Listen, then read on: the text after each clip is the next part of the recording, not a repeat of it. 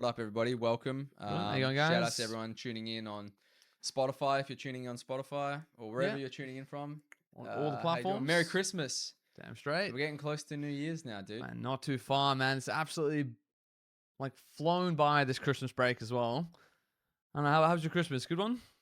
Mine was good. Yeah. Yeah, I just ate a lot of food. Yeah, typical Italian Seriously, dude. cuisine. I saw some of those photos of yours. Looked absolutely amazing. Dude, I ate so much food. It's Yeah. crazy. I was trying to cut down to abs before this happened, and I just couldn't make it. During December, it's like beers are on. Everyone wants to go out drinking, eating. They want to do lunches, and then you've got Christmas lunch, and then you've got New Year's coming. It's just too hard. Like It's not possible, man. No, I should have I did start the cut earlier, but obviously I come back from Italy as well, so I've made A notorious carb hotspot. Oh man, I went from 72 all the way to 76. I dropped back down to 72, and then just December hit, and it was just chaos. So I've been bouncing up and down. I haven't been able to get there. There's nothing you can do. As soon as December comes around, I don't know what it is, but 4 p.m. on a work day in December, it's like beers. Everyone's up for it as well. Beers after work on a Friday in December, there's nothing like it. There's nothing like it. It's like freedom manifest, man. It's so good.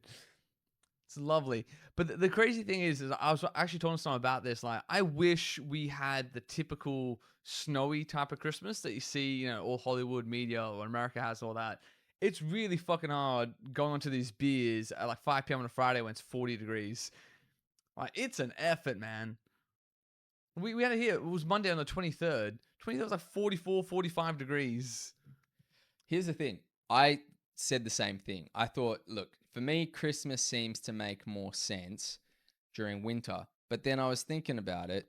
If we had a winter Christmas, that means every other holiday, you wouldn't be out in the sun. You'd be indoors, right? Ooh, I get you. At least this way, it's like June, July, when you get that break. Most people go travel elsewhere where it's still summer, but here you get this nice break where the sun's out, go to the beach, a beach Christmas type thing. Exactly. Imagine if it was you had to stay indoors, it was cold, rainy on the time that you have to take off. Yeah, it would. I get you. I do agree that a winter Christmas makes more sense for the theme of things, but in terms of having time off, I think that a summer Christmas is way better. Yeah, I guess we just have to melt in this heat after eating ridiculous amounts of food and heaps of alcohol, just freaking melt into a puddle.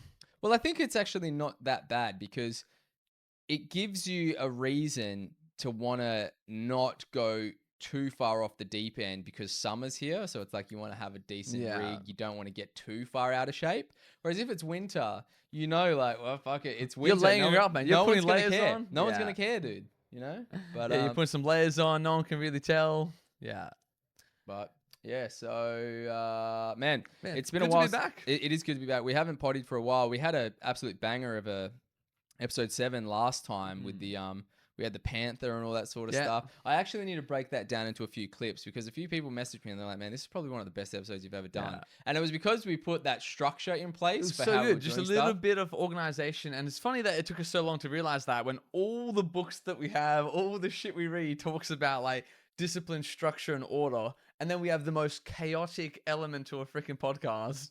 It never made any sense. Literally, it's like everything else, we got it all in shape. Yeah. It all works sense. It follows an order, and then we just get on. We just start talking random shit. Just wing it. It's and we just kept circling the same things all the time as well. Well, at least now because it's been so long since we touched on anything topical because of that sort of structure. Now we haven't even discussed Trump's election win. We haven't discussed Hunter Biden's pardon that he got from his dad. We haven't discussed Anthony Fauci's pardon. Our former catalog has all these wild claims that either me or you have made, conspiracy claims to the moon, that are now being backed up by actual presidential pardons that are being thrown around. Did you know that Biden pardoned a Chinese national who was convicted and serving a sentence for having child images on his devices? The guy was in prison already for that. Biden just commuted his sentence as part of the 1,500 pardons that he did. No explanation for why. A convicted, we know we're talking about PDF sort of thing. PDF file just got commuted by Biden.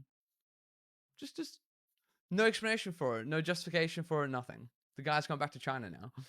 Yeah, very strange. Like, I feel like if you pardon someone, you should have to justify why you're pardoning them. 100%. And then he gave freaking his son like a retroactive pardon for over a decade, man. No pardon like that's ever been done. And the cutoff time was the end of this year.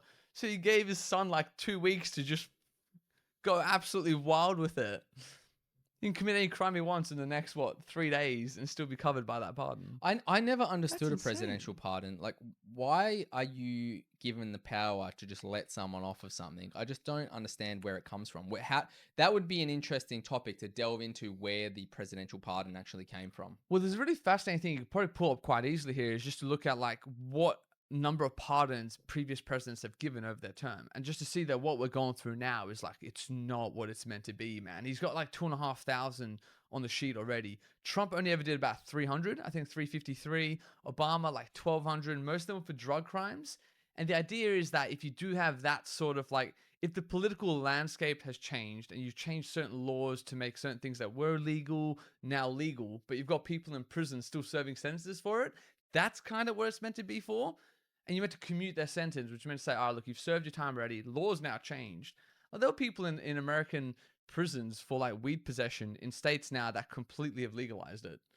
And yeah, that doesn't quite make sense. So that's what you're supposed to do. Not freaking Chinese nationals. That's not meant to happen. Yeah, it's very strange. And I guess that makes sense. How wild would it have been if Kamala won, and then at the end of her term, she started pardoning people that she'd actually put in prison for like weed and stuff that she laughed about? That would have been a great hero arc. She could actually had like a good character arc there, like full circle. Just lets them all out of prison. First day in office. I'm so sorry about that. You served me well. I got into power. Here you go. Here's your freedom. I don't even know if it would be a hero arc because they got her on camera laughing about it. That's just wild to me. My favorite one she did was there was a guy who was facing like life sentence for murder, and there was evidence that would exonerate him, but she didn't want to lose a 100% conviction rate as a prosecutor. She had a 100% conviction rate, so she like tampered, withheld, pressured the defense not to like introduce the evidence, even though the guy was innocent. She didn't want to lose a 100% strike rate. So that we dodged a bullet on that, and we haven't even had a chance to even like discuss those things. No, we don't have to do that here either, because we've got the structure now. But man, for me, it's just, I don't know. I want to get your thoughts on this at least. For once in my life, sanity prevailed just a little bit, right? Just a little bit. The people who didn't deserve to have something didn't get it. For once in like my adult life, that I feel like that happens. You know, they're unqualified, unelected. She never went through a democratic process. She never won a primary, all those things, and she did not get to be president. It's fantastic. Well, I think it is very telling about what America, the American people are feeling right now. I think that if you look at previous history, no one really liked her. She did terrible in the polls, and then it was a last-minute rush to try and get her through, you know? So I think that it was clear as day that Trump was going to win, but the media did a very good job at making people nervous. Incredibly, man. Incredibly. And also, I think the reason why they did that to some extent was they could keep pulling in the money from the billionaire Democratic donors. A lot of them are pissed. There was the lady went on CNN and she said like, oh, my donors, my like backers are coming to me saying, what the hell happened? You told us it was close. We gave you money. The money's been spent now. So I think that might have been why they were pushing it as well, to keep raking in the money from the donations, because they knew they were never going to win. But if they admitted that, they would have got no donations. Well, I think didn't she end up spending like $1 billion? She was in debt. Crazy. That's actually crazy. And also another one, we got to touch on this as well. We got a lot of backlash for a few things in the history of this podcast that I can almost confidently now say I think we were dead right on. You know, the Anthony Fauci one, like him literally lying under oath. He should be in prison already for what he did. He perjured himself. He's getting a pardon now from Biden as well to try and make him immune to that. You know, they did just admit it came from a lab. They did just admit that the mRNA shots weren't effective. All of that stuff's just been like admitted now. No worries. We stuck our necks out. I almost lost my job. Like we really went on the edge to say that stuff at the time. And now it's like just common knowledge.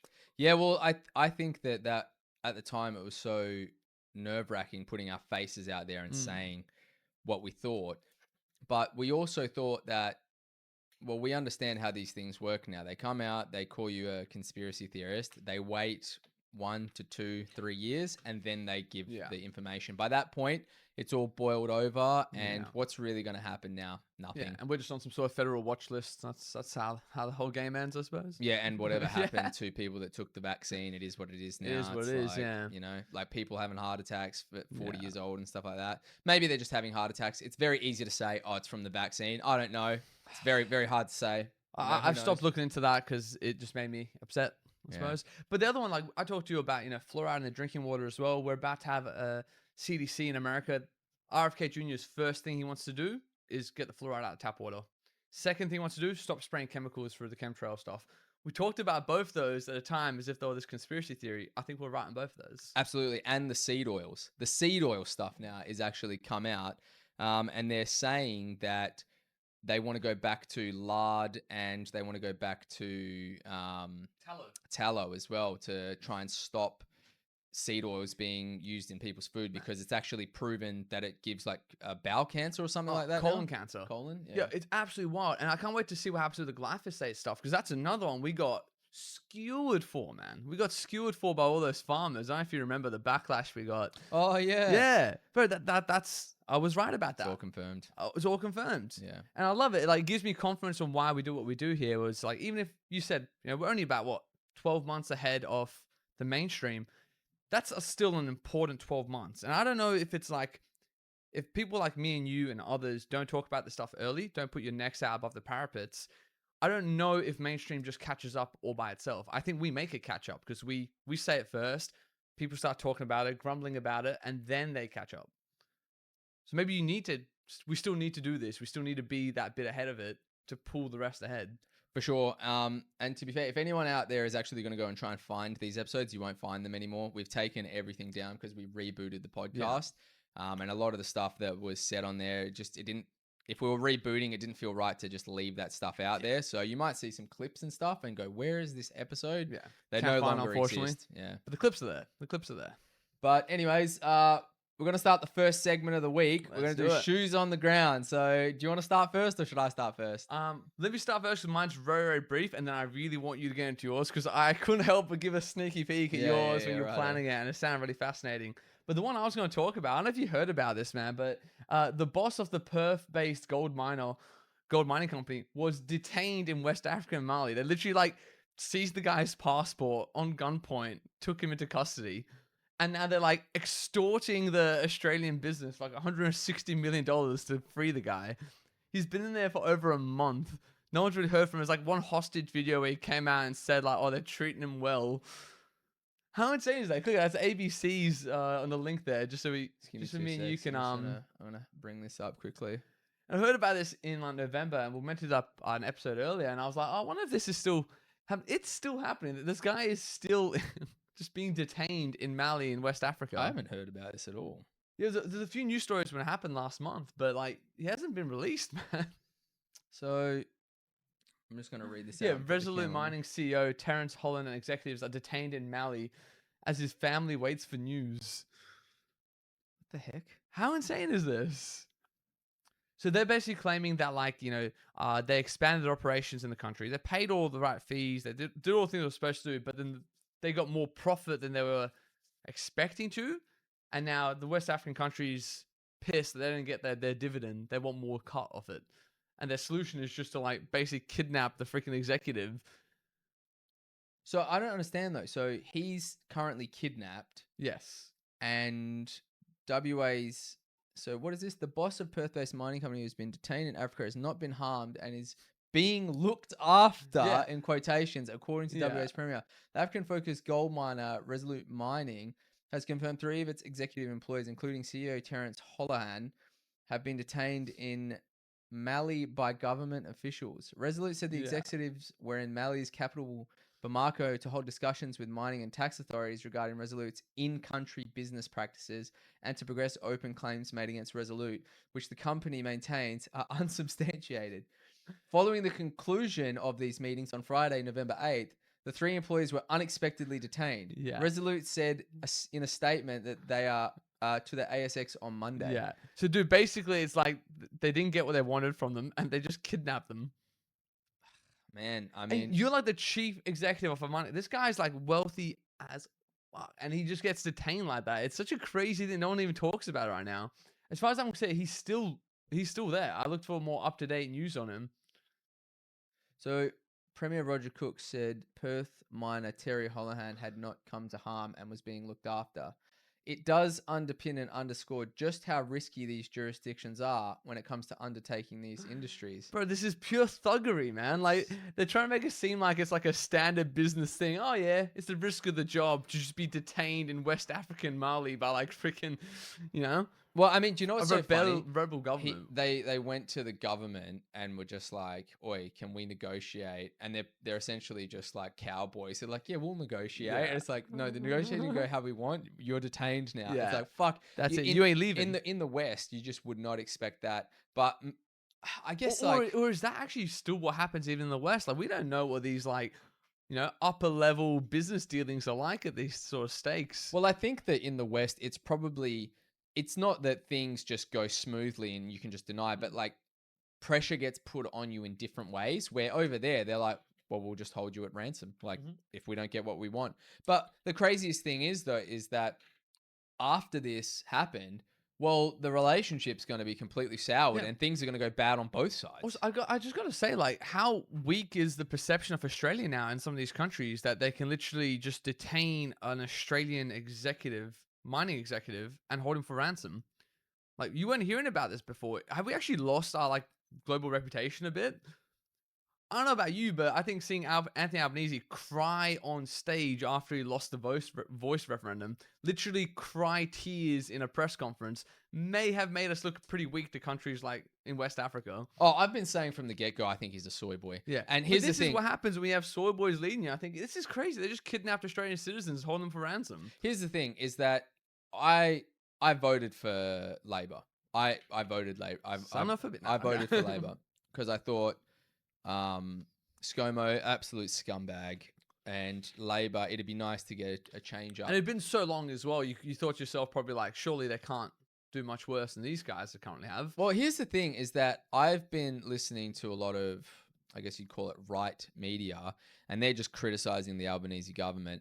But then you listen to guys like Friendly Geordies, and he's like, no, this is just an active campaign to try and smear the good work that the Labor Party is doing. But if you look at the state of where Australia is, even on Reddit, people on Reddit are like, I literally can't afford, like anything, I'm going to be homeless soon. And it's like, fuck, is it really a smear campaign, or is it just it's general reality, man? Yeah. Like I think, and I've been trying to get my head around this as well. I think that Labor, like, good intentions, bad outcomes. I think it's always been that way. And Liberals always called them bad economic managers. And I remember when I was younger, I was like, fuck, get out of here, man. Like, that's such a pointless smear. But every time they've been in power, this sort of thing seems to happen. They overspend with the government. They put us into a deficit and they make inflation happen.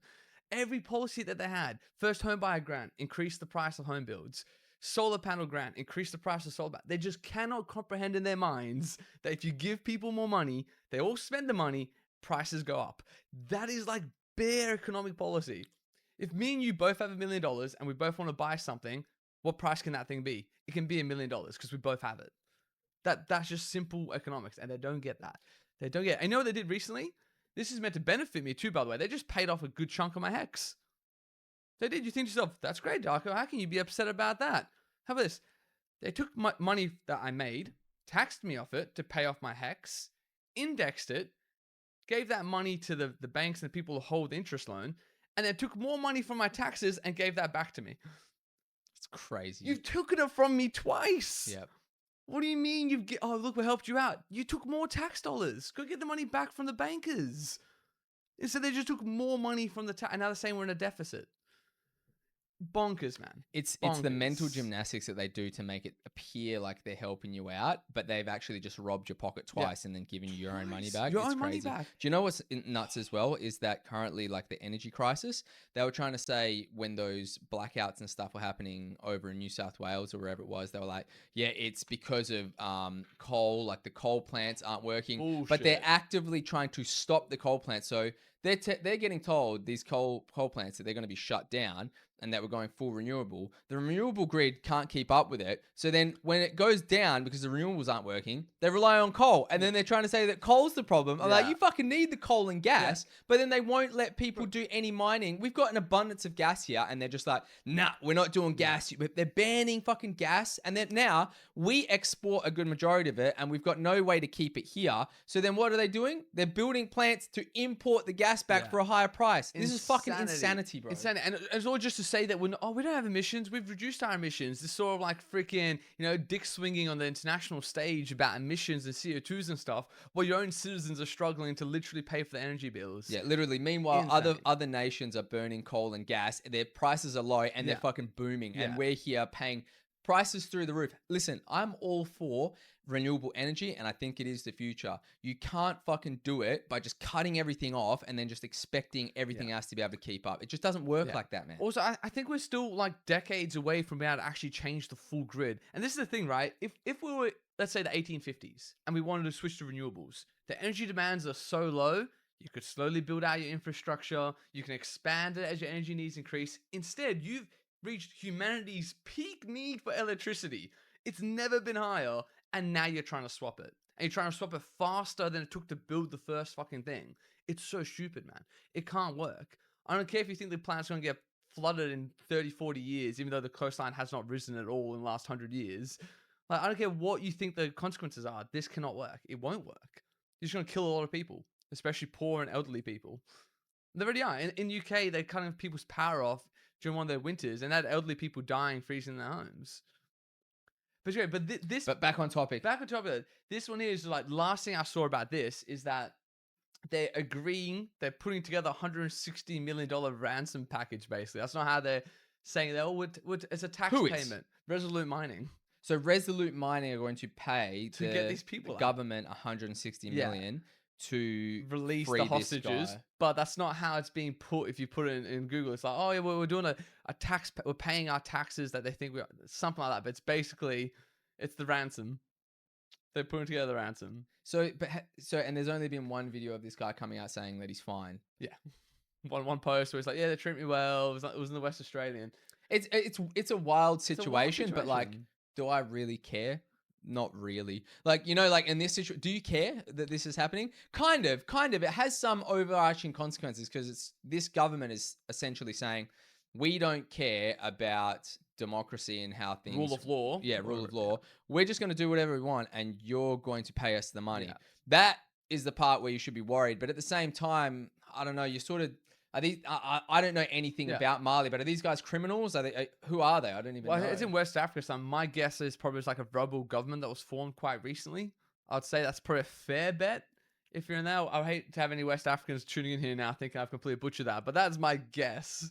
Yeah, I don't know enough about it to really comment here. Like, it's terrible that he's been captured. Dude, their stock plunged by 30% almost after the news came out. Dude, it might be a good buy right now. If they're about to release them. This is not financial advice. But if it actually, what was the stock at before? We should see what the stock was at. But if you make a killing based on like a hostage situation off a mining exec, that would be absolutely hilarious, man. What is it? What's the saying that you say? Buy the news, or what was it? Oh, it's what's it?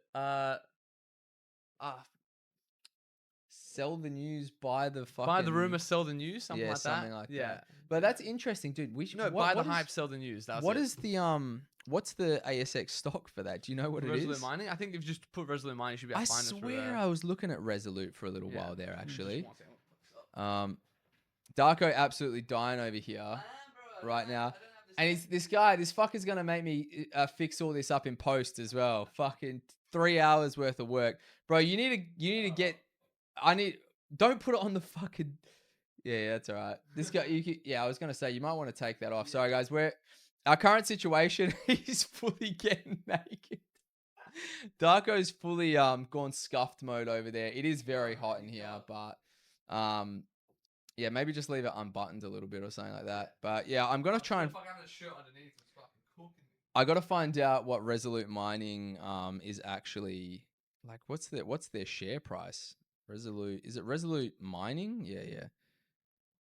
Share price. Let's see what they're actually at, because this is probably a fucking great buy. It's at what, 40 cents. This is Has it rebounded yet? year to date. So it was at 83 cents. Dude, this is actually a buy. It's halved. It's halved in.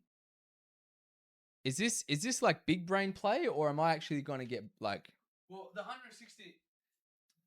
My guess is that 160 mil that they have to pay them out is probably going to hit the bottom line to some extent for this like quarter, right? Because it comes out the company's bottom line. So 160 million for Resolute. What's their normal sort of net profit? Like, is this really going to eat into them hard? Like, is this like half their freaking revenue? This is really interesting. Thanks for bringing this up, actually, because I'm going to look into this, because this might actually be a long-term buy, hold. Oh, long-term for like sure. Long-term hold, Yeah, because it's not always going to be the case. They're not going to go back there. There's no fucking way the guy flies back into Mali for the rest of his life. No, the only thing that's in jeopardy is the mine itself. Yes, what happens here? You know, like, I think they said it's about 80% of that sort of mine is they have the stake. The government has the other 20% or something like that. Sometimes you have to do those sort of trades. I want to see what Mali's government is like as well. Interesting. All right, so shall we move on to the next one? So yeah, but you said one thing as well about like why is this one important? Well, firstly, it's local news. It's probably the craziest local news story I could find. Hang on, this guy's in Perth? Oh, this is Perth. This is Perth based. Oh, my bad. Yeah, I didn't even realize. Like right in our backyard, man. There you go. Yeah, that's this crazy. is Perth based. That Roger Cook guy gave the most limp dick answer I've ever heard a premier give. You are the leader. One of your freaking residents of your state has been kidnapped by basically, thugs and being extorted, and you're like, yeah, should be fine. He's been treated. He's been looked after. What a limp dick response, man. Yeah. To be fair, though, this guy didn't get elected either. Yeah, he wasn't. My God, Roger right? Wasn't elected, he was just a freaking COVID czar who came in and fucking runs our government now. Yeah. What was he? The vaccine commander? He was, that him? Yeah, that was him. Cringe, dude, that's bro. who our freaking premier is right now, man. Bro. Has been for the last like 3 years. McGowan won, fucked his secretary and bounced. I actually apparently he lives with her now. Yeah, I've heard that. Have you heard that? I have heard that. I have heard that. Oh my lord. Interesting, but I have not verifiable, so this is just opinions. And rumors, also, don't sue us. Do not buy Resolute shares on this podcast. This is not financial advice. Yeah, we don't know yet. I still need to see what's happening in Mali, what their government I'll need to look is. into this a little bit more, because this actually might be an interesting play. But what I was going to talk about is it was about a month ago now. I wanted to talk about it that week because there was a lot of talks about it on Reddit. But David Goggins came to Perth, and we bought tickets. I think it was about $100, $140 a ticket or something like that to go see.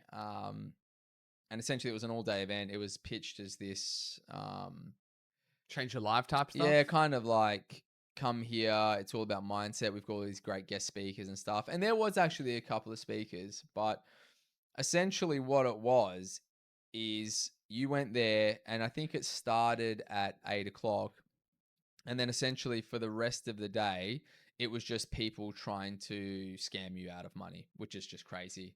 And got a couple of notes that I wrote here. Where was the event?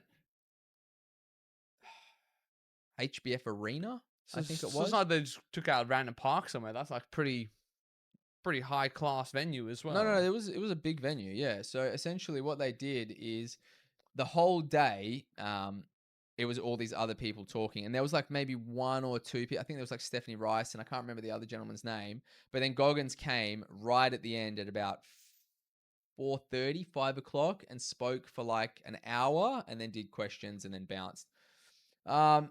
But yeah, these other guys, man, they were trying to sell people like courses for like, one of them was selling you a internet, like it was an advertising thing. It was a 50 grand. They wanted you to pay 50 grand to go through this guy. And another one of these guys started up. So essentially 8:30 to 5:30, and Goggins was on for the last hour. So spent about 6 hours listening to Ethan Donati, which is the guy that was selling the the All the advertising courses. 50K, and the other guy. He spoke for 6 hours. That guy. No. It was multiple speakers throughout the Yeah. day. There was this other American dude that was absolute snake oil salesman as well. The worst one, that guy was called JT Fox. The worst one, dude, was this guy called Aaron Sansoni. Oh my god, this guy is an absolute fucking diabolical human being, bro. So he gets on there, right? And he acted as if he wasn't supposed to be there for the day. He was like, "Oh, Ethan said, calm down." And he's like, he did this whole startup spiel. I wasn't gonna be here, but I was like, "Oh, whatever. I'll fly in. I'll do this because I want to help out the people." Blah blah. He's like, "Look, I'm not here to sell you a get rich quick. I don't want." That's not what. If that's what you want, then don't listen to me. And he swears and tries to make you feel like you're a part of this team, like, oh yeah, I'm here to help you out. And then he gives this bro, it was like an hour and a half monologue. He was like, I don't have much time. He just kept saying, I don't have much time to be here, but I want to show you this. Didn't have much time to be here. He had a full fucking PowerPoint presentation, Motherfucker. right? All of it. He had like people giving their testimonies and all this sort of shit. I was like, bro, you didn't have time. You reckon you Yeah. just flew in? Had the full setup. He gave this sad sob story about how like he wasn't always rich. His mum was a single mother, all this sort of stuff. And he's like, so listen, if you want help to get you there, I'm going to do it. All you need to do, buy my course. It's $5,000. I went full from I'm not going to charge you anything, get rich quick, to using all these examples of like, I've known Ethan for a year. I've known Aaron for a year. This is what happened. Now I've got these businesses.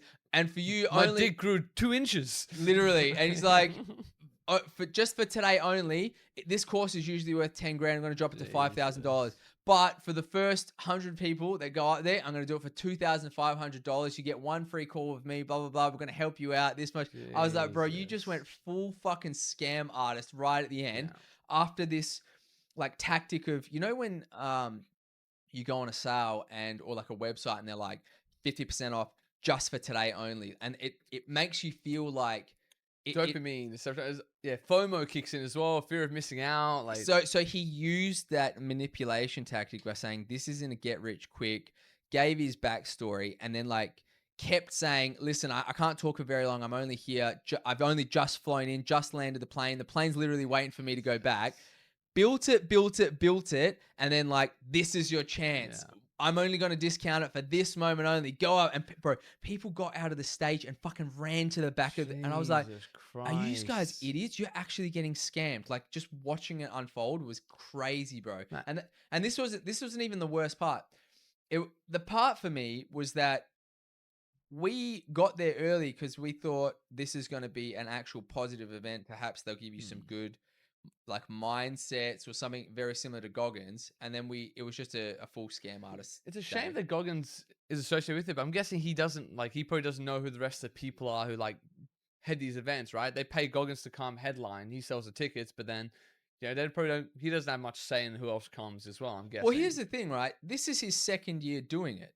So I was sort of thinking about this from Goggins' perspective. It's the second year. He's met this Ethan guy before that hosts the event. He's the guy that sells the $50,000 package. So he's met him before. He's come once before. Apparently, from what I was looking at on Reddit, it was the same thing last year. So I read the previous year's post exactly the same. And then I was thinking to myself, man, I love Goggins. You can literally see, I've got his book right here. I love Goggins. And I was thinking to myself, is there some, like, how do I word this? Should I be disappointed in Goggins associating himself with Ethan Donati 2 years running now, knowing that they're essentially scamming people out of money and they're preying on the weakness of people that are coming to his events to get something out of it? They're trying to change their life. And then he's essentially got these people that are trying to scam people out of money at these events as well. Do you think that he has a moral dilemma there? I know Goggins talks a lot of shit and he says that a lot of people talk shit and they'll say this and blah, blah, blah. But in this particular instance, we're there for Goggins and he's allowing these scummy people to take advantage of the people there. Well, it's almost like Goggins is allowing them to use his reputation and his star power to pull in these people. And he gives like a credence of legitimacy to these other guys for sure. I mean, that's why you were there. It won't just be you either. And what really bothers me a lot about it, and should bother you as well, is a lot of those people who probably run up to that stage and get scammed by these people, they are quite desperate. And the wild thing is, like, you're not one of those people, but by having you there, and for a legitimate reason, you're also adding credence to the event for those scam artists. Because all those people around to that stage, they'll love to be you. They'll love to have your life. You still have the life that they want. They're actually desperate people. And by having like you be in that vicinity as well, like they need enough of you there for Goggins, for the people who are being scammed to think it's a legitimate thing. And holy crap, if I just buy one of these things, I can be like all these other people I'm seeing around me. And that's really the problem. And that's what really pisses me off about it. Because the scam, I think Goggins isn't just like an innocent bystander in the scam. I think he's the reason the scam is so successful, because he brings really actually like disciplined, strong people who just want to see Goggins. And then they prey on all the weak people that get pulled in. And for those weak people, having so many people like you being there just validates and solidifies the whole thing. If it was nothing but a fucking stadium full of losers and someone stood on stage and said, pay me $5,000 and I won't make you a loser anymore, you look around and go, this is probably a scam. But as soon as you have just enough people that are well put together, that's what's so toxic about it to me. Well, this is the thing, is that I tried to think about it from Goggins' perspective, right? And I had this discussion with a couple of the people that I went with, and I was like, do you think Goggins knows what's happening for the rest of the day? So my thoughts is that he probably gets a massive lump sum of money to go and speak at this event. He rocks up right at the end. He does his Goggins-esque thing, and then he leaves. He had Ethan Donati, the guy that hosted the event, asking him questions. Shittest interviewer, shittest host I've ever seen of an event. And Goggins was, to be fair to him, making the absolute best out of these shitty questions that he was asking him. But the way that Goggins spoke about him is that they've spoken backstage and stuff, and obviously Goggins knows who he is. So I can't imagine that he doesn't know what he's doing. And then I was thinking to myself, why quite respect Goggins and I like him a lot. And if he's okay to allow his name to be associated with these other scammers, is that what is Goggins then? Like, if he's okay to do that, or is it not on Goggins? Is it not on him? It's like he's been paid to be there, and it's everyone else's fault if they get scammed. It's up to them to be smart enough not to get scammed by these people. There is a bit of that though, but you can't do what Goggins does and then not hold yourself accountable too.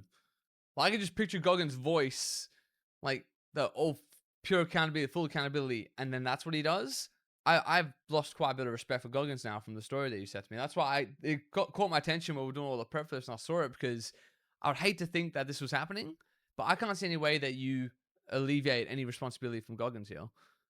I mean, he's the pool. He's a name that brings you there. If he's being associated by scum, like you are who you associate with, he says that. That's one of his quotes. And that's his closest five. That's people he associates with.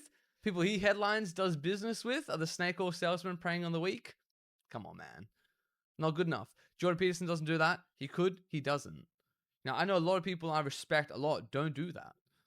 So that's not good enough, I don't think. He doesn't need the money that badly. He's quite famous. He's got best-selling books. He doesn't need to be out there, rubbing elbows with these snake oil salesmen to sell tickets. So I don't think he should be doing it. And that's my thoughts. I was like, Goggins could have sold this event out himself. So it must be an insane amount of money that they're paying him for him to be able to... You saw people running to that stage, right? Like 2,500 each. Even if you get like fucking 6-7 people buying that $50,000 course, like you're probably giving them about half hour of your own actual work, and you're pocketing the rest of the money. Yeah, and I think the part that sucks the most about this is that it made me question people like Goggins and who associates with Goggins, like Chris Williamson, Joe Rogan. And if Goggins, who in my head and how he's built himself up and the way I perceive him, is able to do something like that, well, are any of these people really genuine, or are they all just scamming people to some extent? That's a good question as well. I do wonder that, like, it's one of two things. It's either that's who they are, and the community of people that needed to hear the message just came to them, or the message needed already. So there was a market for the message, and these guys just like freaking psyoped into it. Right? Everyone needs guidance, especially right now. We have like a massive lack of male role models. Me and you talk about this all the time. It's a real problem, you know? And when Goggins comes around with his story and that helps so many people, like, is that all genuine? Is him being that like freaking, father figure for so many people? Is that a genuine thing? Or is he realizing he can tap into it and make money through it? I think Rogan for me is genuine. I think Jordan Peterson for me is genuine enough. But Goggins, from what you've explained to me there, like, I wouldn't say so. And here's the thing, I'm not taking away from anything that Goggins has done, and I think his stories are all legit as far as I'm aware. But I just think that it's him associating with these just scum of the earth people, as far as I'm aware of what I've seen from. I don't know You these saw people. it firsthand, though, right? But you saw it. Yeah. You saw the slick back hair and like you said snake oil salesman. That's like very apt. I reckon. I'm picturing what these guys look like already. I think I could get them. You could show me 3 photos and say pick out the guy I just described. And I reckon I could get him. You could. Here's the thing. I don't know what these people are really like. I'm basing this off of a performance that they did. What they were doing was not being genuine, and they weren't there to give advice, and they weren't trying to genuinely help people. They were there to sell something. And that's okay as well, but they bait and switched everyone. Yeah. They pitched it as this self-help event, and all they did was try and fucking get money out of people. Yeah. Man, I'm very suspicious of like the self-help stuff in general as well. I wonder your thoughts on this as well. Like, I think if you want to help someone, I've talked about this before on the previous episodes that we used to do before the structure came in, but like, as soon as you do something for someone, you do take away their ability to do it for themselves. At the very least, you add this thing inside their brain that goes, I'm only successful because so-and-so did this for me. So these people that pitch these self-help programs, even if they work, man, you have cursed that person for the rest of their life that their success was not their own. That is a curse. That's not a privilege to have to go bend down your knees thanking that fucking Aaron guy every day. Oh my God, your course saved my life. Fuck that. That's a terrible existence. You need to struggle through things by yourself. And the best thing other people can do for you, the reason why I liked Goggins before, is just tell me your story. Tell me how you did it. Don't tell me how you can help me do it. Just tell me how you did it, what you overcame. That will inspire me. I'll overcome my own things. Like, as soon as you come here saying, pay me 50 grand, I'll fix your problems. Fuck me, man. Like, even if it works, you haven't really helped me. If it doesn't work, you've scammed me. Like, there's no win for the consumer, per se, for the self-help programs. I think they're flawed as a concept. Like, even if they're genuine and they're really trying to help people, you haven't actually helped them. You've made them dependent on you now.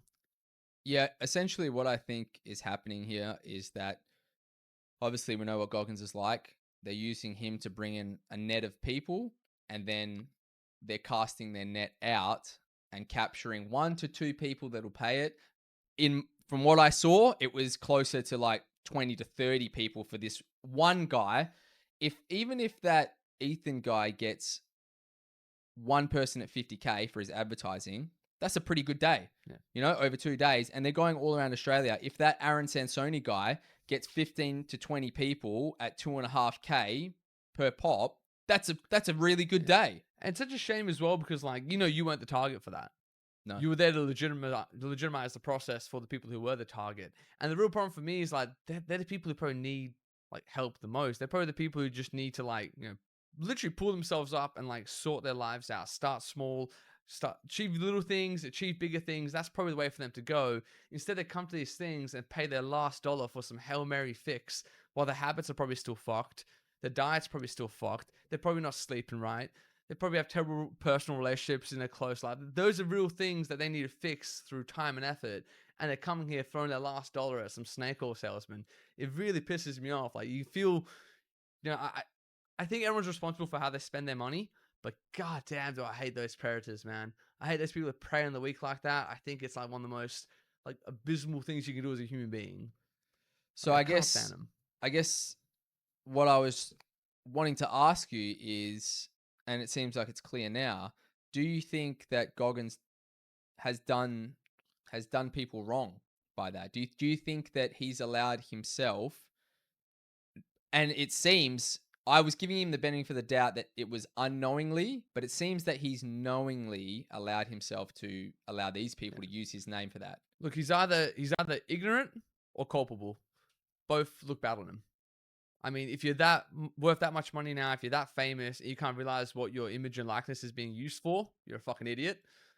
Two, if you did know about it and he was part of it, then that's also fucking diabolical as well. I shouldn't have done that. So I can't see any way that it's like he's okay. There's no way for him to talk himself out of it. Yeah. No, Fuck, unfortunately, it sucks, man. It does. I love the guy as well. I don't think I owe Goggins anything, but his story and mindset certainly helped me transform within myself and stop making excuses. So then to think that, well, what we've just discussed is something that he was okay with doing, that's fucked, in my opinion. Because it's definitely, it's hurt my image of him, and it's hurt the image of everyone else that associates with him now too. Because I don't know who to fucking trust online anymore. Dude, like, is anyone genuine? I reckon, like, you've seen that your heroes are human, and that's like that's something that's almost deeper, that cuts deeper about that, right? Like, when you don't see these flaws, you think to yourself, finally, there's a guy I want to aspire to be like. That's like the paragon of virtue type thing. And as soon as you see him do something scummy like this, man, it cuts deeper than anyone else let you down in your personal life. Hurts. But when your heroes let you down, that's when it's really freaking, part of growing up, I suppose. But goddamn. Yeah, I mean, look, I get the whole hero analogy, and look, I wouldn't say he was a hero to me, and I know that from reading his book, he was a flawed person, but it seems like he had enough moral honor to not do some shit like this. Dude, he had a great hero arc, man. Like, I don't want to use the hero thing too loosely, but for me, like, when I did idolize him from that story, because you think to yourself, like, if he can overcome all this, yeah, you do. What else would you want your heroes to be? He was everything you'd want your heroes to be. Absolutely, and I 100% agree with you. Like, from that perspective, he absolutely gave, looking at his story, it gave me hope to be able to become a better man as well. Yeah. Fuck, it is what it is, man. It is what it is. Shit, yeah.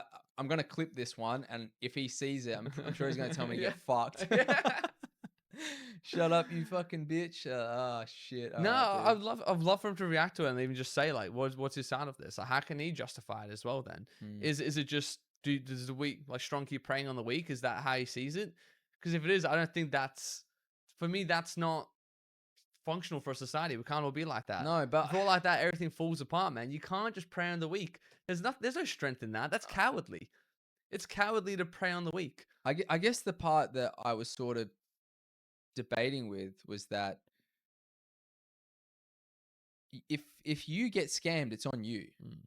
You know? I actually have a funny factoid for this as well. I don't know if I told you this to you before, but do you know when you get those like Nigerian prince scam emails?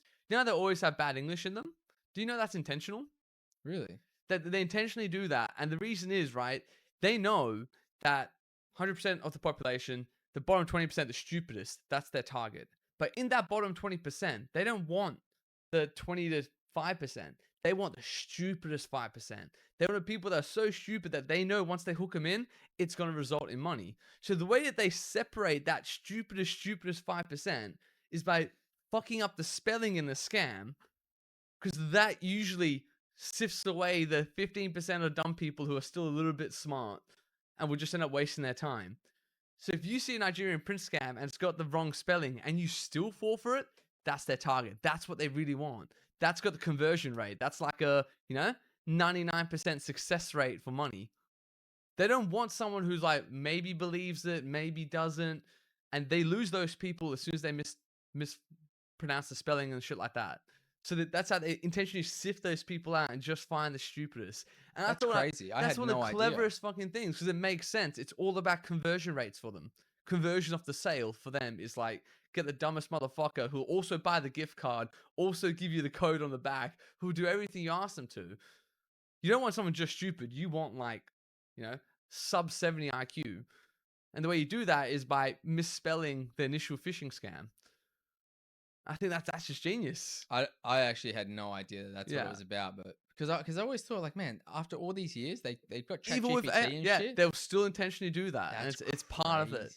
Man, what a that's actually Yeah. that one's beautiful. It makes so much sense That's as such a well. great little clip right there. Yeah. That I had no idea Yeah, about it that. blew my mind when I learned about it as well. I was like, those because they are very sophisticated, man. Like, it's Mm. not like just some guy sending emails out. They have like factories or computer. They have employees, man. Like, if you watch a guy called Jim Browning on YouTube, he actually hacks back into the scammers. Yes, yeah, I've seen Yeah, it. dude, they have like massive operations set up for this sort of stuff.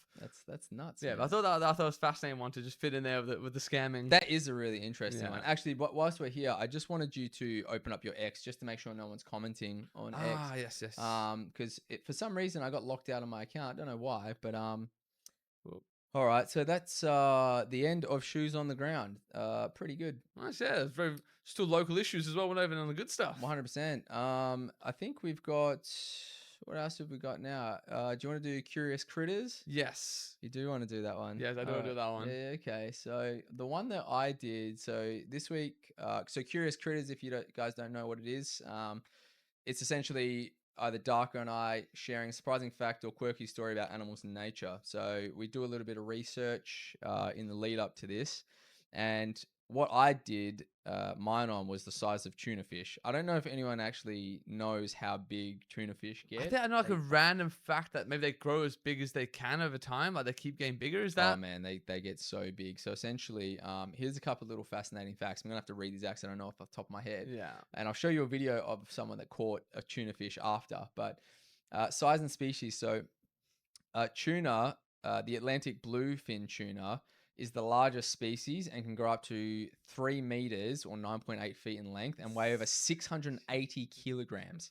So for the Americans, that's 1,500 pounds. That is insane. Dude, could you imagine if that thing was flowing through the water and it just hit you? Dude, that's like 3 meters long. That's like the size of this room, for God's sakes. It actually is. It is actually nuts. The smaller species like skipjack tuna average around 80 centimeters, 2.6 feet, weigh up to 18 kilos. That's still fairly hefty. Decent, yeah. Their speed, they get up to 70 kilometers per hour. Nuts.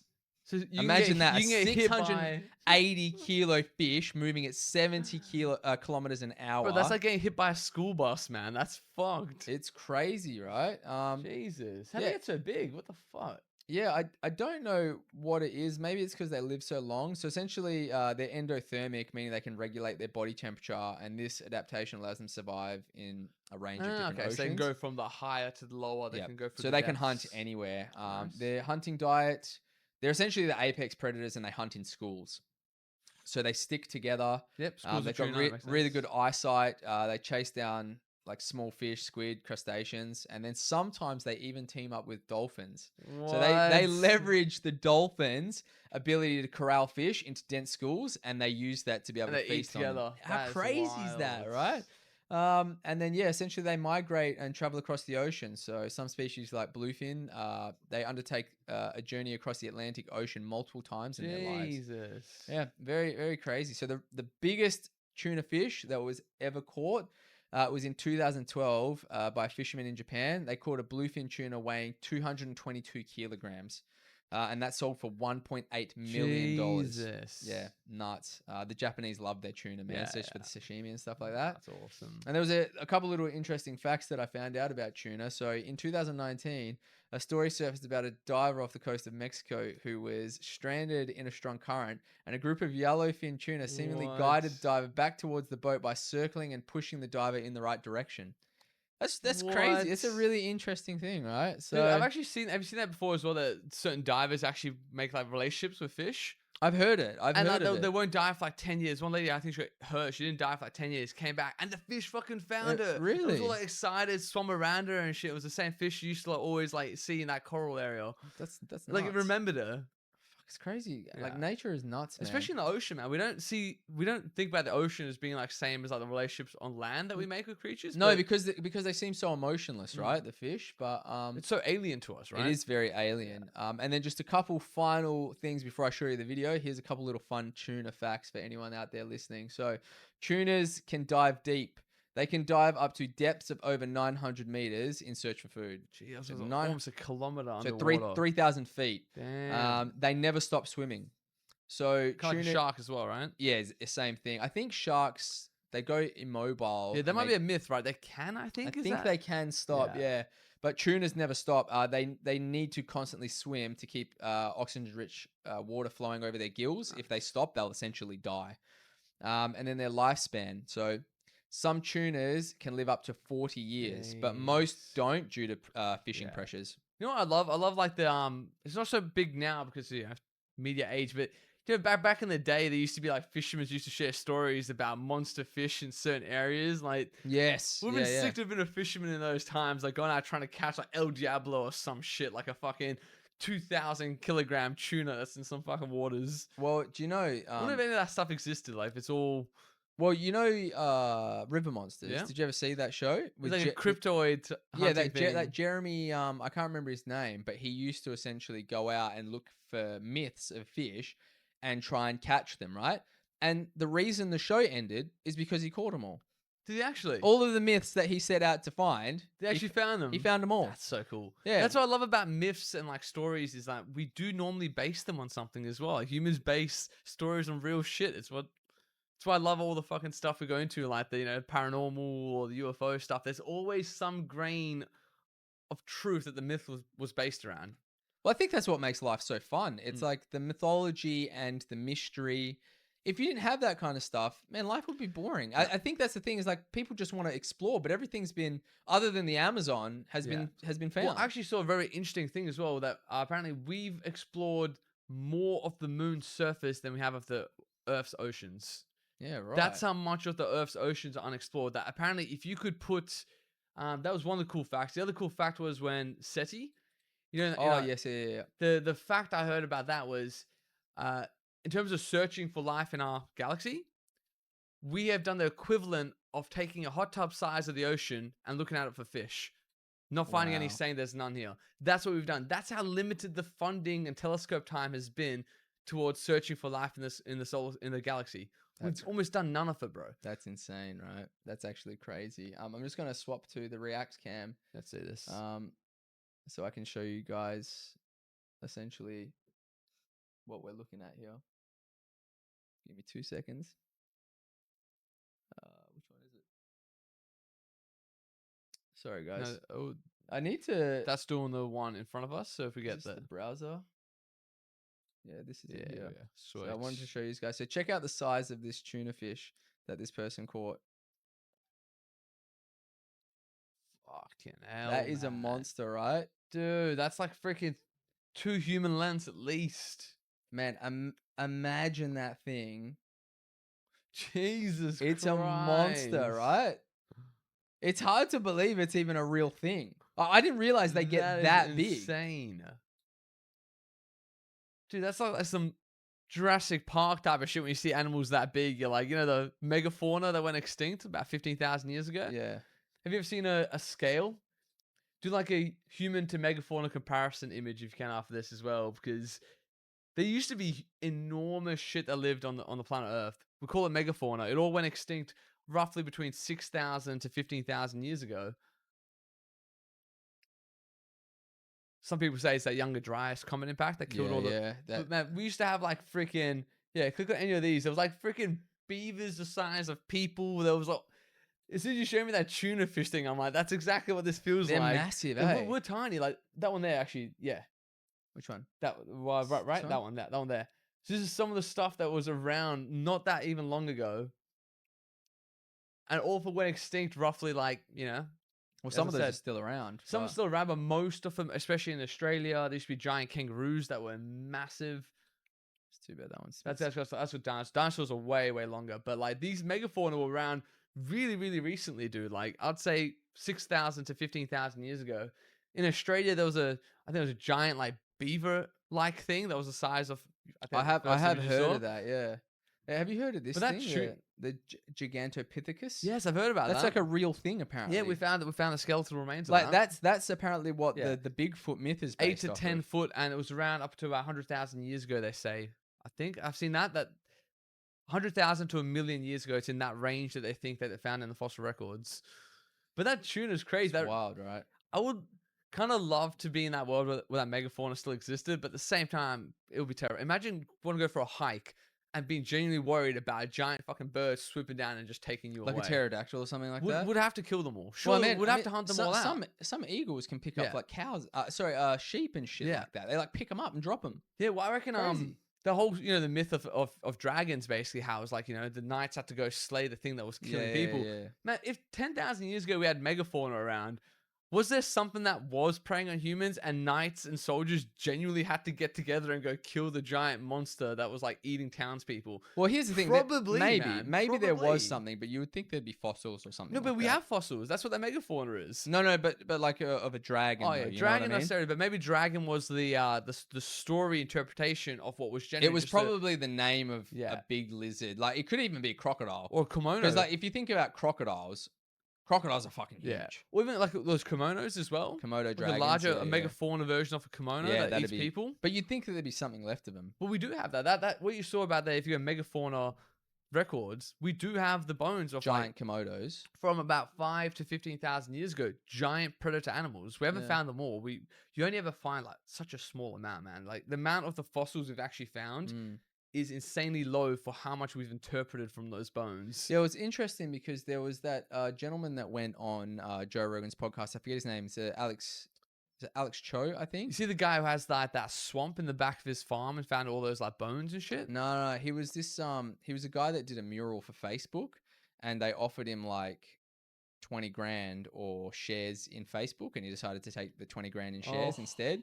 So now he's just like loaded, and Lucky bastard. he went out to the Congo or something like that, and he was looking for this mythological dinosaur that people said they'd seen out there.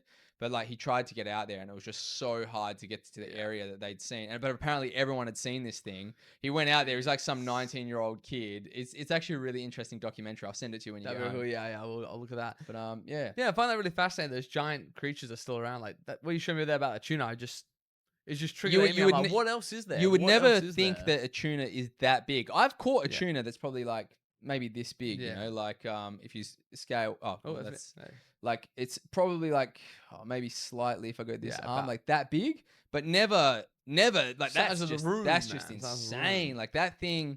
Imagine how many Jesus. people could eat from Yeah. that thing. I wonder what size of tuna we actually eat from a tin. Like, Oh, if just you look get- at the if you get- grams of a tin. I mean, see just how many like tins you could make out of that one. Yeah, like tuna. but like I wonder if they're catching those real big ones or if Let's they're say- catching the smaller ones. But let's just say that, how many cans of tuna could you make out of that big one that like a person calls? Let's say you got one 200-gram can of tuna. But would you want to? 5 of those is 1 kilo. You could make about 2,500 cans of tuna from one catch. Yeah, I don't know if they would use that high No quality chance, fish nah, for that. they though, right? that would be They'd like be using the smaller, high shittier class ones for restaurants Sure. for sure. Yeah. But factory farm probably. the bigger that they get, the higher the mercury concentration as well. Huh. Yeah, so like really, bioaccumulates. yeah, bigger fish naturally have higher mercury levels. So yeah, if you eat too much of that shit, it doesn't leave your body either. Oh, fair enough. Yeah. Good to know. We'll so go on ju- to your one, shall Yeah, we? jump on mine if you give me the mouse Yeah, there. yeah, here, I'll hand it over to you. This is what I've been tracking for a while, and it's still not reached the level I wanted to in terms of like the actual like what's about to happen with this. Still think we're about 6 months or a year out of it. But basically, for a while, scientists have been tracking how whales use an alphabet. They found there's certain like inflections and tones and pitches, and there's patterns. So well before like they were trying to decipher it into a language, they could see there were patterns, and other whales could communicate with it. It was definitely something going on. It was as complex as our alphabet is. Now the way Yeah, you'd go wow. A, B, C, D, E, the whales have a very similar sort of like change in tone and frequency and pitch. So what they started to do, and I was really excited about this when I first saw ChatGPT, one of the things the research team tried to do was try to feed it all of the sounds the alphabet was making, that the whales were making, and have the AI process it and spit out what is the alphabet. And it started working, and they started getting some crazy breakthroughs. And as we speak, they are trying to play back the sounds they're making to these whales to get the communication. They think they know what they're saying to them, Yeah. but the whales either don't want to respond because they're like, who the fuck is this human with a speaker talking to us? Or they don't know what's going on, but they're pretty confident they've got like the alphabet deciphered. That's crazy. Which, it's man. insane that how complex their form of communication is. So what they do right now, basically, they're recording whale sounds in the wild. They contain hours of sound, and they put it through the AI. The AI picks up, frequencies, and other sort of things that are important for communications. And then they classify the sounds. So there's pitch, rhythm, and frequency. And then the predictive models, same way that AI learned how to speak human languages, is that you keep feeding it data and it'll predict what's being said and what to say next. So if they keep feeding whale sounds to the AI, it's going to be able to communicate with whales. Wow. So we are definitely in our lifetime, I reckon the next few years, we are very close to being able to communicate to another species at like a pretty deep fundamental level. And now you got to assume if their alphabet, their phonetic alphabet is as advanced as what we use in a different way, like there's complex conversations happening.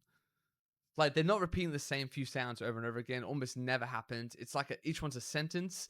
They're very unique. They've got hours that they've put through, and there's no like double up on pitch, tone, and frequency at any point. The same way when me and you have 2-3 hour conversations, you're never gonna find. You might find us say the same words, not in the same pitch, not in the same frequency, not in the same tone. And tone matters. Tone is how you put meaning and intent behind words. So they have that. They have intent behind their sounds. They have sadness, they have almost emotion behind their sounds. They have different intent when it's a warning call for a predator, different intent when it's a greeting, all these things. And then different populations of whales have a different language. They can't actually communicate to each other. They have like localized, regionalized languages the way we have French or Spanish or English.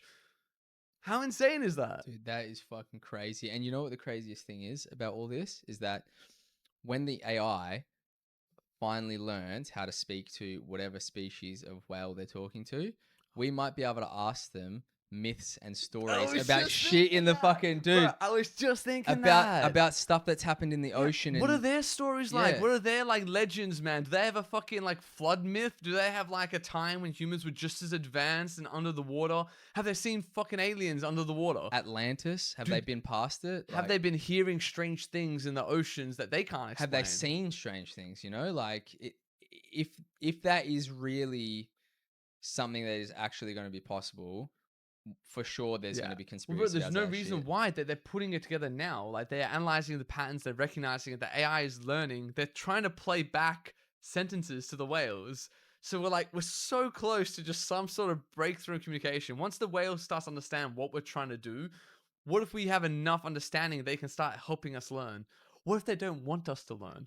What if they're like, nah, fuck you humans, you guys pollute everything, you pieces of shit. Like, what is gonna happen, bro? Who knows, man?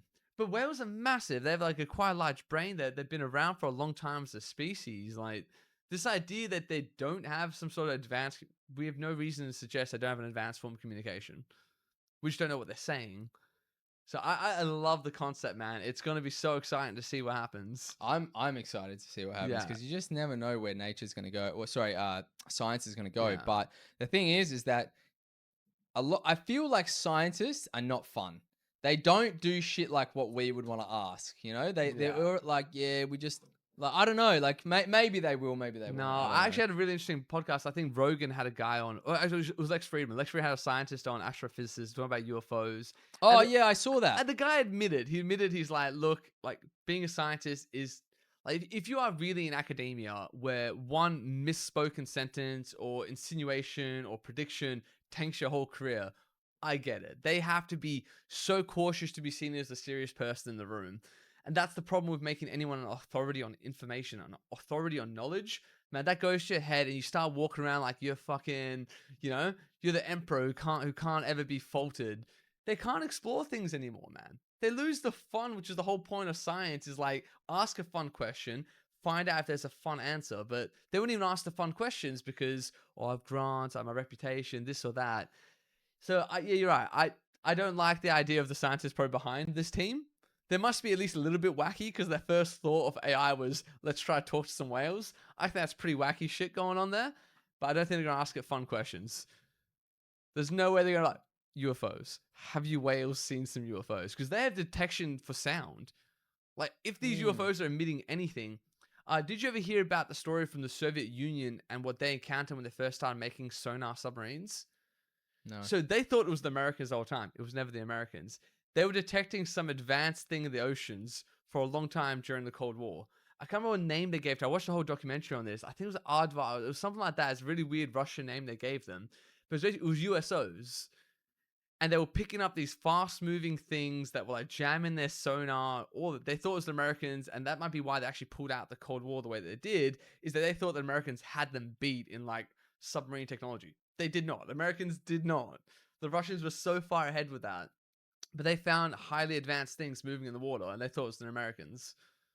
As a whole documentary on it, and the files got released when the Soviet Union fell, but they put a lot of money to try and figure out what these things were because they thought it was the Americans, and they never found out what they were.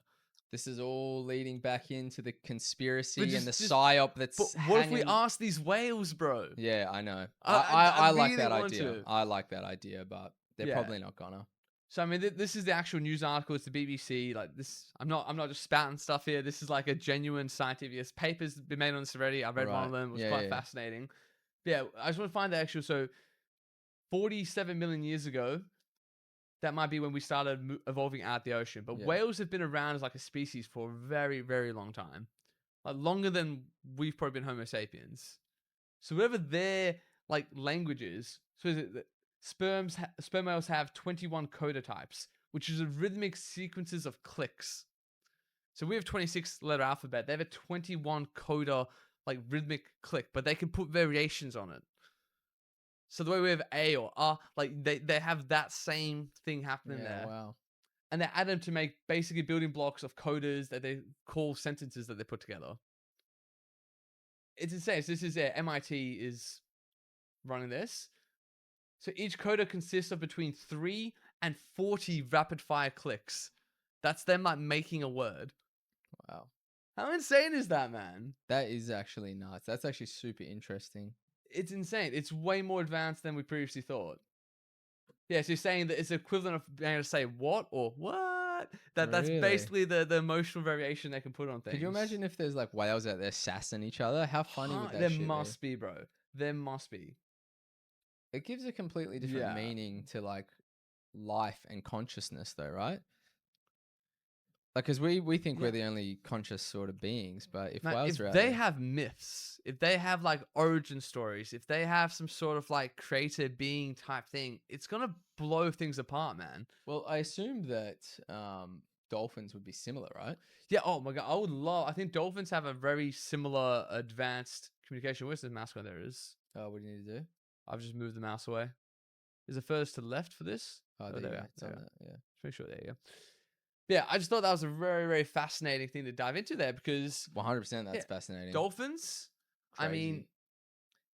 I think cats. You could probably communicate to cats to some extent as well. I don't think you'll get just as much from cats as you would from whales or dolphins. 'cause Well, the it's so brain hard to size and all the say. It's rest. so hard to say because who else has tried that? Mm. Like, I don't know. Like, they obviously communicate in some form or fashion. Like, Yeah, well, I think I don't they know. know for a fact that cats understand their own names, and most of the time when they don't react, they just don't want to. yeah. They know what their name is. Well, yeah. When I call Lilo, she looks at me and she's Yeah, like, she and she'll knows. meow back sometimes. She'll be like, "What's up?" yeah, You know. So It's it's like, it's insane. really interesting to know that there's potentially a Yeah. possibility to sort of decipher what they're trying to It'll say be to you. so cool, man. I'm very excited about it. But like, what if they hate us?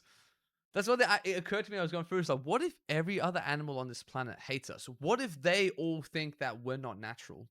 What if they all remember when something happened and we changed, and they all go, "No, like you've been altered with, you've been fucked with, like you're not natural, you're not part of this earth." This is What if they deep. This have is that view? deep How conspiracy. crazy would that here. be? That would be nuts. And shout outs to everyone tuning in, by Yeah. the way. Just tuning, guys, because we're on not any platform you're we're on. not like any other animal on this planet. You gotta understand that we're the only animal that manufactures a different ecosystem that's not natural. Mm. There's nothing in this room right now that is built naturally in nature. All of it manipulated. No other creature does that.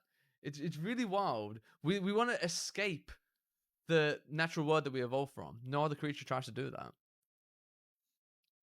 It is very weird. It is very Yeah, strange. most humans can go like 9+ months of a year without touching actual grass or dirt. Yeah, fucking go out and touch some grass. It's It's like an insane. insult. Yeah. Um, Yeah, so I thought that was a great one. Though. Like, that was good, man. Curious Critters is done Yeah. for this week. I hope you I guys will do enjoyed that another one. update on that one if they do have a If breakthrough. there's some more I was waiting breakthroughs, for a yeah. breakthrough and it just didn't come yet. It was unfortunate. For sure. I guess we could probably just do one more before we wrap it up. Do you reckon? Yeah, I think so. Yeah, I think So we're we pretty well there. have some stuff in Darko's deep dive, and we also have some stuff on Off the Beaten Path. Now, fuck, I've got some wild shit on that one. How big is that one? Because hey, Um, just tuning in, man. How you doing? Turbo, how you doing? How you going, Please man? do with. I don't even know what. Doing one more? Oh, you Yeah, want we said we'll do one more. one so- more? You gonna do one? Yeah. So I will probably touch on this one really quick. which one? This is just that one I the told you aliens about. Where there was update? that, Alright. there was that quote that I really liked from this guy. For Off the Beaten Path. Yeah. That's what you want to do? All right. Yeah. Actually, Off the Beaten Path. What is that one? Explore an obscure historical fact, myth, or urban legend. All right, yeah. Mine is actually really interesting because it's specific to Western Australia. I've been trying to get the myths from WA, but we'll start with your one. Go for it. Yeah. Go. Supposed to the mouse. It's a very, very quick one here. Like this really went under the radar, man. Because hold on, if I'm here, can you just click the shift? Clicks? Oh, yep. Control. Yep. Right, so there was another Pentagon update to Congress on the UFO situation, right? Okay. Oh wow, ABC's Page removed it. unavailable. Why would you remove that? If you just Don't worry, if you just I pulled this out. No, I yeah. I pulled the quote directly out. Well done. But goddamn, that is frustrating. Okay, so basically they did a key findings review in the Pentagon report. Don't you find that so strange though? Why that they they removed the article. They always do I shit don't like understand that one. That was all authorized release. It was an authorized release. There was nothing in there that was like whistleblower or anything like that. Yeah, I don't know. It's That's- very odd when they do stuff like that. It's really annoying because you can even see it here as well that like the hashtags of the link I've got are actual like legitimate coded. It is in their report. Anyway, there was so basically Pentagon a couple months ago released their new report. It's basically a yearly update on how many UAP unidentified aerial phenomenon reports they've gotten and how many they were able to discount, how many remain open. Just that the ones that remain open are basically the Pentagon saying, we've reviewed the radar, we've reviewed the report, we can't close this out. This isn't just someone looking at a plane, this isn't someone looking at a bird, we can't close these out.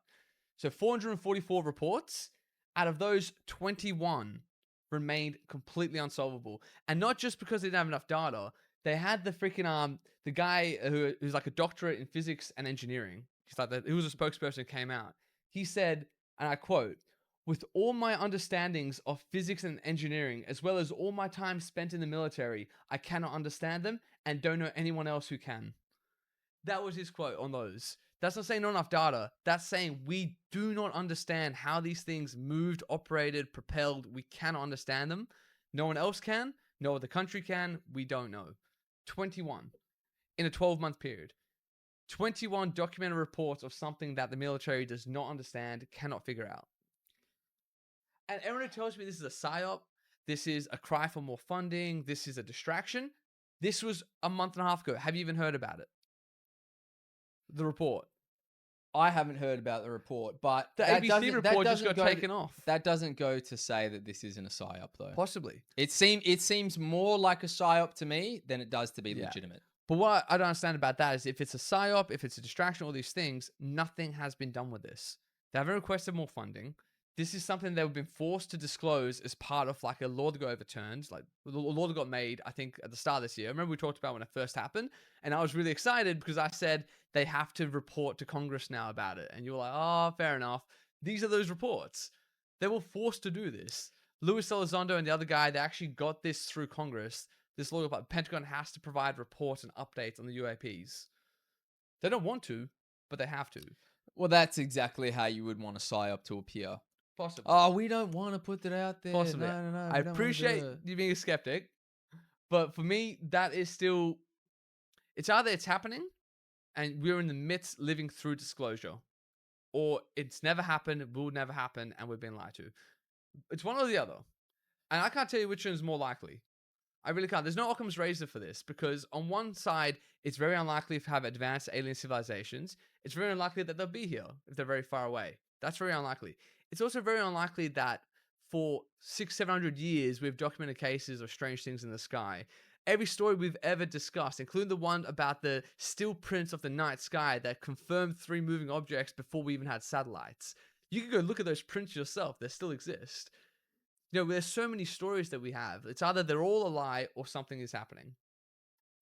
For me, both are just as unlikely as each other. I don't doubt that there's something happening. I don't doubt Like, in that. terms of alien life or in terms of psyop? No. I think that alien life is the psyop. I think there's something happening. It's probably man-made. If it isn't man-made and it's something that's been retrieved, that gets more interesting. Yeah. But I highly doubt it. Like all these drones and shit that have been over the sky. If these are really things that can travel that distance, have got all this advanced technology, well, and they're the shittest thing at hiding. They really can't hide themselves. What if they And don't want to? they've only now all of a sudden started showing themselves after all these years. Come on, man. How about this though? If out of nowhere aliens just announced themselves in the sky 10 years ago, before all of this, before Bob Lazar's story and Rogan, before whistleblowers from the military, before the Pentagon announcing that they have a off-world recovered vehicle. Pentagon announced that, by the way. That was a news article in New York I Times. remember reading it. Yeah. So I'm saying, like, if they wanted to prepare us for this, is that not what you're experiencing? Because right now, if it did happen and it was confirmed, you'd be like, oh shit, Darko was right. You won't lose your fucking mind. You lose it a little bit, but you go, yeah, okay, I saw the signs. People have been seeing these things for a long time. Fair enough. It makes sense. Like, we are a bit more ready, aren't we? It works both ways though for a psyop. For a psyop, you start it back with Bob Lazar, and you slowly start to drip feed.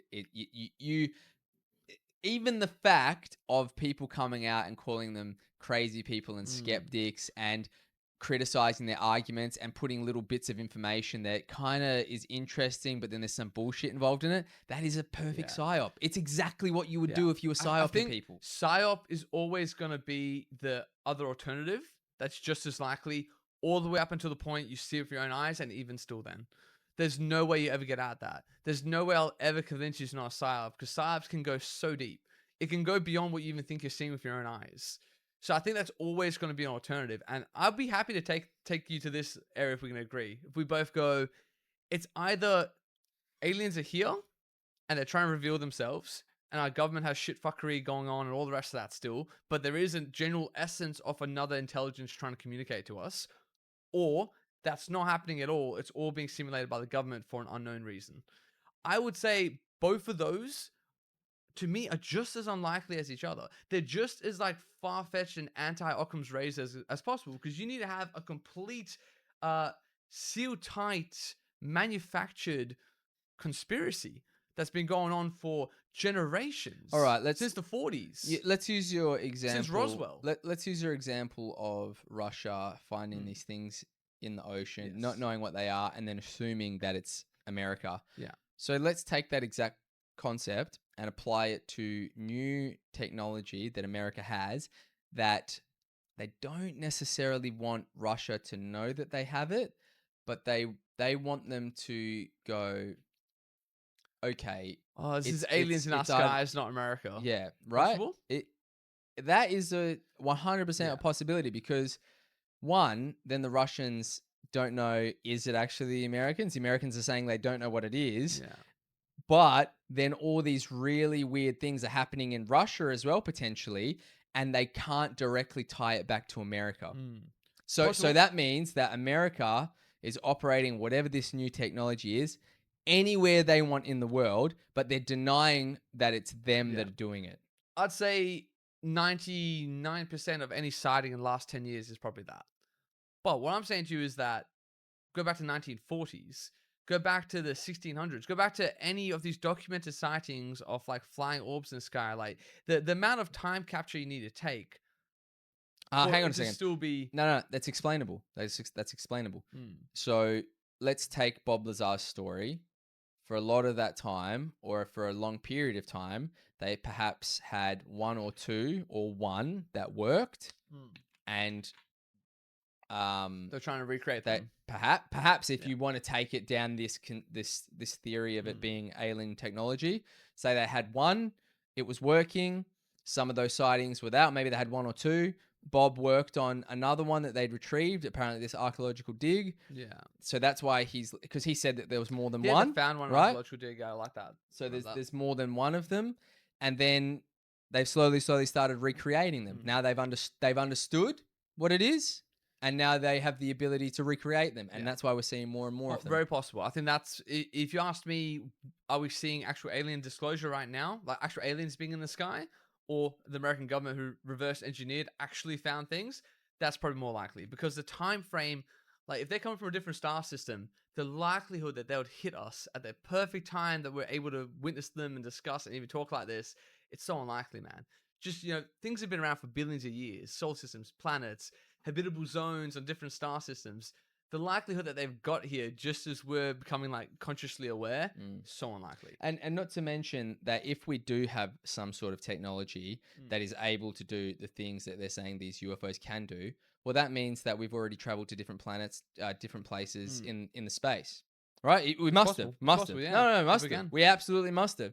If they have the ability to do the things that they're saying they can do and move at the speeds that they can and have no impact on the whatever is inside of them, then we absolutely, you've got to think that they would have gone to the moon.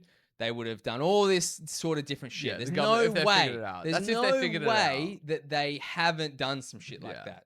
It's impossible. You would say it's absolutely got to be possible, right? If the government's reverse engineered it successfully. Yep. Yeah, I'd say so. Yeah, Absolutely. for sure. So then everything's a psyop. Yeah. Then it's none of this is real. It's Yeah. all just fake. If Possible. that is the thing. But we got to admit though that the psyop thing is always going to be there. I don't think you asked me now. What you asked me this before as well. What would I need to see to make me certain we're not in a psyop? There's nothing. They can't show me anything. I don't trust what I see. There's also nothing for me to believe that it's aliens and a genuine UFO. Do you think aliens have ever come to our planet? No. And why not? I don't. I very, very highly doubt that they have. Why not? Why would they have come here and not made themselves aware? I know there's always these Uncontacted tribes, the way that we also don't disturb them either because they might react to hostility. Fuck, we want to contact them. We want to, but You they just might don't. want to, They but just we don't want don't. us to. Yeah. But that's the complete inverse of what we're trying to say here. I'd say that there is an element of like, if we do know there's a burgeoning alien civilization on another planet, we know it's not advanced at the Stone Age yet. We would have a serious ethical dilemma at our hands. Do we go there and do we interfere? You know we would. It wouldn't be a straight up yes, let's go make contact. It wouldn't be like that. There'd be a big discussion to be had about, will this be beneficial for them? We just talked about how poisonous and detrimental self-help merchants are to people actually trying to get better. If you come and you are the fundamental reason why civilization gets formed, you've taken something away from that actual civilization forming itself. They become dependent on you. What, do we start using them for wage slaves? Do you have another H-1B thing for the planet? Do you know what I mean? Like, it's not an easy answer how we would, even now, interact with another civilization. I guess so, but then there's all this stuff tied in between alien abductions, weaponry, all this sort of shit. If we have reverse engineered it, then that means that there is aliens, but they've been here once before, so that means they've contacted us once before anyways. Yeah. If they've come here, that means that they would have interacted with them. Maybe they have. Maybe that's who gave the Ark of the Covenant to a certain people back in the day. Maybe that's like what all these things are that we hear stories about, guardian angels coming down, giving gifts. Maybe that's what you're seeing. Maybe it is, in every country, maybe in every nation. Don't you see it's so far-fetched? Like, what I'm saying to you is that if the government has this information... They should have released it by now, and everyone, if you're saying the PSYOP is to get people prepared for it, then it should already be there. You know, how much longer is this going to be dripped out for? At least another generation. I mean, it's been 3. If you were a young man in 1948 after Roswell, you thought you were a few years away from the government coming clean with it. But Barney and Betty Hill, the story coming out, well, it seemed like, we have these waves of like almost, and then goes quiet. Almost goes quiet. We're in a wave of the almost. We're almost getting disclosure. It's so close. You have Obama who on record said, look, I can't disclose on UFOs, but there's definitely stuff in our skies that we don't know what they are. You're saying that every time the government says that, they're shooting their own technology. Possible. I say that's actually quite possible. But at the same time... I would say it's the most likely outcome. That would probably be the most likely for why the government's doing what it's doing. For sure. They have no reason to tell us anything. If aliens really were here, that's only a threat to government and government authority. Do you know what I mean? It would only hurt and undermine our trust in our government if there's a more powerful, new kid on the block type of thing. Yeah, sure. But it's a hard one. It's hard, but when I see stuff like this, for me, it's always like, what would it look like if it was genuine? And I have not had anyone be able to give me a better answer of what it would look like if it was genuine than what we're in.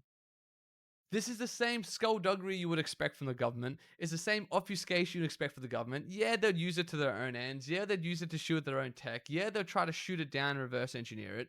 If it was genuinely happening, this is what you'd get. You get a few people seeing things in the sky they can't understand. You get the most bland reports from the Pentagon that get literally so buried in the news that ABC removes my fucking link within 2 weeks. I put that on there 2 weeks ago. The link's gone. They were forced to start disclosing this and already pulling their link after. It's like they just did it and went, okay, it's done. Get rid of it. Do you know what I mean? Like, this is what I would expect to see. And my version of Occam's razor is like, yeah, it's the most likely overall, but it's also, are things appearing how they should if it was genuine? That's the bit that's my like barometer. That's my pulse check for it before I even give it any possibility of it being true. And I think this is what actual disclosure would look like. It would be just as messy. It would be just as frustrating, like painfully frustrating, especially if me and you have talked about this for years now. Trust me, bro. I hate that I can't come to you and give you better evidence. Here's the thing, though. I hate it. Here's the thing. Everything's grainy. Everything's fucking Nokia camera. Like, it's but this is precisely my point, though. If you look at it from the other side, anyone that has this information that wants to do this psyop, you got to understand how good they are at advertising now, right? They put stuff in your field of view without you even knowing how they're doing it, blah, blah, blah, right?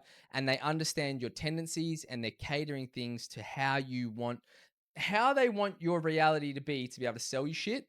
It's so far advanced that we probably, the deep intricacies that they understand about the human brain, far beyond anything that you could even believe. So if they were going to do the psyop, they already understand exactly what you said. They know exactly how someone of your intelligence would expect things to happen. So of course it's going to happen like that. The lie would also behave as the truth, that the most convincing lies do look like the truth. I do agree with that as well. That's why I'm also like, okay, both things I can finally see how they could appear this way. But like, I still think it's undeniable that if full disclosure happened right now, we've never been more prepared as a species to handle it. That can't just be by accident. And some people tell me that there's two arguments there. We're being led to believe this, so Project Bluebeam can happen. They can fake an alien invasion and take global government. Yeah, that's one theory. Have you heard about Project Bluebeam? I have. So why else are we all more ready to believe in aliens than we ever have been before? Me and you are both just waiting. I think we're both waiting for one clear thing. Like, okay, done, perfect. All the little dominoes were just everything we've talked about. The Calvine incident, all the things we're all about. Once you know they exist, you go, brilliant. Okay, everything finally fucking makes sense. Bob Lazar probably telling the truth. They have had these things. They've been hiding it so they could reverse engineer it. Brilliant. You know what I mean? Everything would just like almost slot in beautifully. Like so perfectly. Would understand. Like the perfect psyop. Yes. Like the perfect psyop or the truth. Or the truth. The truth does feel like a perfect psyop.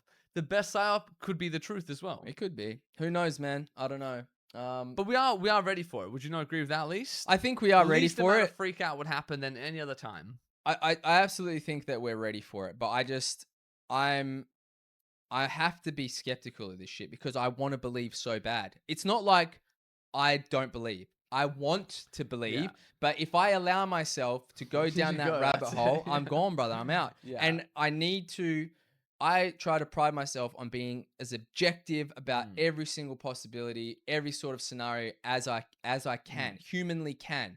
So if I just go, yeah, it's fucking real, man. Like it's just, there's no credibility to there's no credibility to anything that me and you say or discuss. It's like, what's the fucking point? I think if you came to me and you said, I fully believe in it, you lose credibility with me because I don't fully believe in it either. Yeah. But for me, I'm just as open to it being true as I am to it being a psyop. I'm not not open to open it. to both. I'm not saying that I'm not open to it. I'm just saying, for me to go, yep, it's real, you have to give.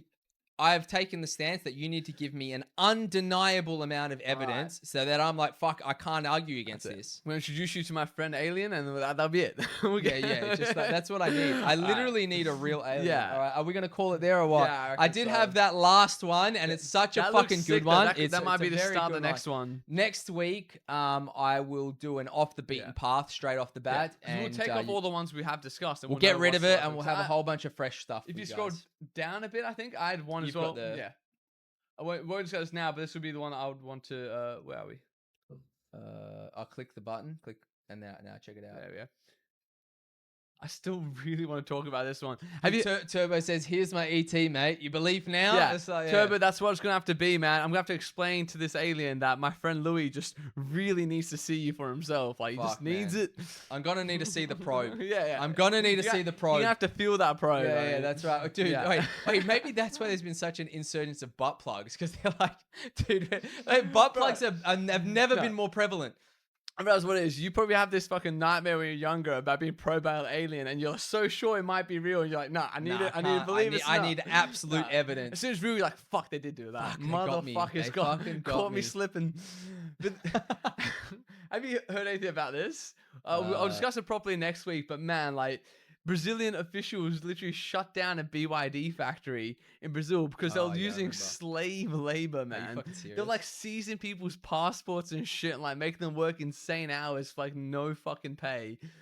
I didn't hear that. I'm definitely going to. The investigation's still happening. Like, this is pretty fresh. We'll do it next week. We'll do it next week. We need to get some fucking aircon going in here or something. 100%, man. This humidity today. It's crazy. Yeah, the temperature's not too high, but fuck. No, and just Turbo, whilst you're there, mate, is the audio sounding okay? I generally have to do a lot of stuff in post production, and anyone else on X or Twitch or wherever you're streaming from, if you can you see if anyone's actually commented on the post on X? I know it should come through for us and we should be able to see it anyways, but sometimes it comes only after we've actually stopped the stream. That's right. If you guys could just give us any feedback of something you'd like to see, topics, if the audio's bad, if the video quality's bad, what you'd like to see us, what platform.